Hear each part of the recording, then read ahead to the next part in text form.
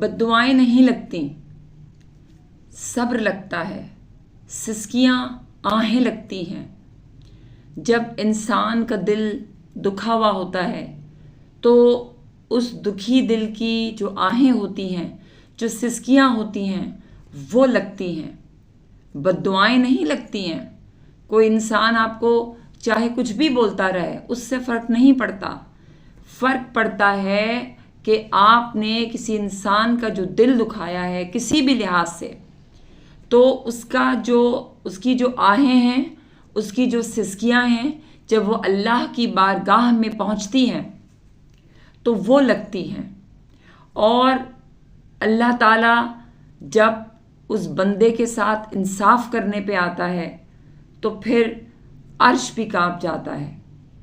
फिर अल्लाह का इंसाफ ऐसा इंसाफ होता है कि इंसान कांप जाता है, इंसान परेशान हो जाता है, क्योंकि अल्लाह का जो इंसाफ है वो ऐसा इंसाफ है कि अगर लोगों को उस रब के उस इंसाफ का पता चल जाए तो शायद कोई कभी नाइंसाफ़ी ना करे।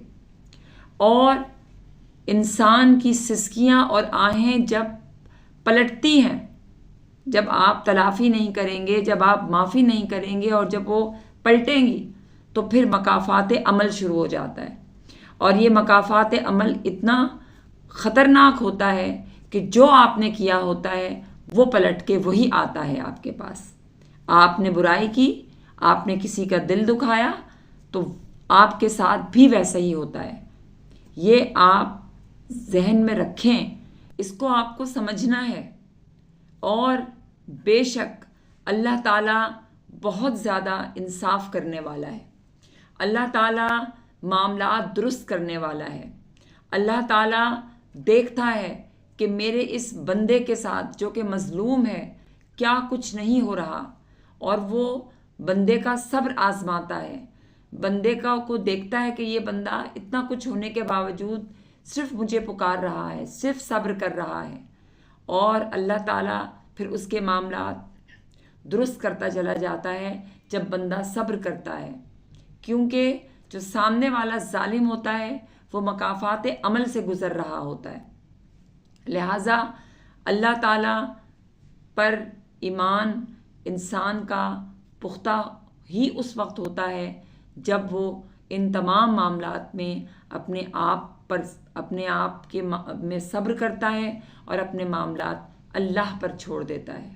तो याद रखिए कि किसी मज़लूम की जो सिसकियाँ हैं, जो आहें हैं, वो बहुत ज़्यादा ख़तरनाक होती हैं। लिहाजा आप अपनी ज़ात से कभी कोई ऐसा अमल ना कीजिए जिससे सामने वाला दुखी हो। आपका बहुत शुक्रिया वीडियो देखने का। मेरे चैनल को ज़रूर सब्सक्राइब करें और वीडियो पसंद आए तो लाइक और शेयर ज़रूर कीजिएगा। आपका बहुत शुक्रिया।